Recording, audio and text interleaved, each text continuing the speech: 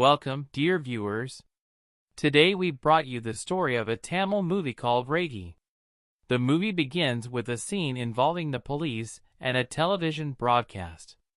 Two men have been arrested for killing a police officer. But when questioned, both of them reveal something shocking. They say they got a call from Libya telling them that a girl was picked up by the police and that they had to rescue her. So, they admit they shot the officer, freed the girl, and even got paid for it. Beyond that, they claim they don't know anything. But the twist? The police end up killing both men right there, and the girl they were talking about is none other than the heroine of this movie, Varusha. Next, we see a CBI officer arresting Varusha because the FBI wants to interrogate her. Why? Because she's a bold journalist who became very popular by exposing the links between an Indian minister and terrorists through her channel and social media. Right now, the FBI is grilling her for answers. So let's dive into her backstory. Varusha, just like her name suggests, is a very brave woman. She never fears speaking the truth, and this is why many people consider her arrogant. She herself is frustrated by the current state of journalism. She shares with a friend that real journalism doesn't even exist anymore. Her father was a true journalist, but for her, it feels more like just a job. She compares herself with her brother, who easily chats about gossip and calls himself a journalist. According to her, a real journalist is the one who never fears publishing the truth. She criticizes ministers too. Some of them focus on cleaning rivers and lakes just for show, while at the same time evicting people to build police quarters. Yet none of them speak about real people's issues. She firmly says, "Today, nobody wants to report the truth, and those who want to are stopped from doing so." One night, police are doing random checking on the roads. Varusha, riding on her motorcycle with a helmet properly strapped, gets stopped by an inspector. When he asks questions, she shows her reporter ID card. The inspector gets curious. "Why are you out this late night?" To which she cleverly responds, "Why are you out here this late?" He says he's on duty, stopping crimes. Varusha calmly replies, "Then if a crime still happens while you're on duty, I'm here to report it." But instead of appreciating her, the inspector shamelessly says, "Be careful reporting crimes like this. You might end up a victim yourself. Look at you. The way you dressed, you look really hot." Disgusted, Varusha fires back, "Is this how you're protecting the city?" What the inspector didn't know was her bike camera was recording this entire conversation. Later, Varusha uploads the video to her news channel and social media. It goes viral. People flood in with comments, and naturally, the inspector gets exposed. Enraged, the inspector sends goons to attack her. But Varusha doesn't flinch. She calmly sits on a chair, throws down a liquid, and sets it on fire to scare them off. They flee, warning her, but she remains strong. Meanwhile, we are introduced to Sushmita, Varusha's brother's daughter. She looks up to Varusha a lot and wants to be just like her, courageous and never give up attitude. But her parents constantly tell her to be a quiet and obedient girl. Later, a constable comes to Varusha and requests her to remove the viral video from her channel. She bluntly tells him, "First read the comments, then you'll see what people actually think of your police force. And next time, behave better with the public." Just then, the inspector barges in and threatens her. "You'll regret this, I promise." We then see Varusha's brother deeply worried. He tells her something scary, that his daughter Sushmita, who's only 16, is being blackmailed online. Apparently, she was chatting with some college guy who took her nude photos and is now threatening to release them. The father feels helpless. He regrets gossiping about others in the past without realizing how painful humiliation can be. He fears going to the police will only make things worse. Varusha steps in, promising to handle it herself.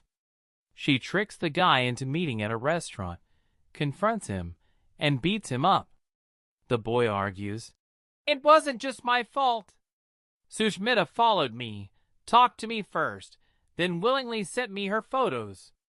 Later she stopped talking to me, so I sent those pictures to her father." He even shows her actual chat messages. But when Varusha checks with Sushmita directly, the truth comes out. She's never even created a Facebook account. That means the girl chatting under Sushmita's name was someone else using a fake ID. Varusha confirms this by checking Sushmita thoroughly and finds proof she was innocent. So, Varusha sets a trap. She invites Sushmita's friends to a party. There, she spots a nervous girl and pushes her for the truth. Finally, the girl breaks down crying, confessing, "I created that fake account under Sushmita's name because no boys ever noticed me. I felt unattractive, so I wanted attention." Varusha explains to her, "You ruined someone's life for your insecurities. Beauty isn't about looks, it's about who you believe you are. Study hard, focus on your future, and success will make people notice you. Don't beg for fake attention." Varusha shuts down the fake ID, but shockingly discovers 18 men were chatting with it. She calls them all to meet Sushmita so the truth can come out. There, she clears it up. "Who you've been chatting with was not Sushmita. Be careful of fake accounts, or one day, someone else's life could get ruined." But right after deleting, a new message shows up from a boy named Alim. This time, he isn't like the others. He texts in Arabic, polite and respectful. Using a translator, Varusha chats with him as if she's still Sushmita. Slowly, she notices his tone is very different. Instead of cheap comments, he shares his location photos and talks about real life. Soon, she realizes Alim is only 17 years old. Meanwhile, a terrorist attack in Libya is shown on news. An American businessman is killed. Varusha then gets suspicious. Could Alim too be linked with terrorists? But his texts don't seem violent. He feels like a decent boy, maybe a soldier, or maybe just a trapped civilian. Soon, Alim sends her pictures of an Indian minister secretly meeting an unknown man abroad. Varusha investigates and breaks it as a major news story. An Indian central minister spotted with terrorists. The news explodes nationwide. From here, things turn intense. Alim genuinely starts falling for the girl he thinks is Sushmita. He says chat with her brings him peace amidst bombings and war. Varusha herself starts feeling attached. But at the same time, she's confused. Is he a terrorist or just another pawn? Meanwhile, her past clashes with that corrupt police inspector come back again. She gets arrested and harassed by police. But then, out of nowhere, two bikers storm in and shoot down the corrupt officers, saving her. She realizes it connects back to Alim. Turns out, Alim secretly arranged it so she would be safe. Now she feels torn. He's connected to violence, but at the same time, extremely protective of her. Their chats grow more personal, Alim sharing his pain. "We are labeled terrorists, but we're just people fighting because our rights were stolen. When politicians cheat, they're called experienced leaders. But when we resist, we're branded terrorists."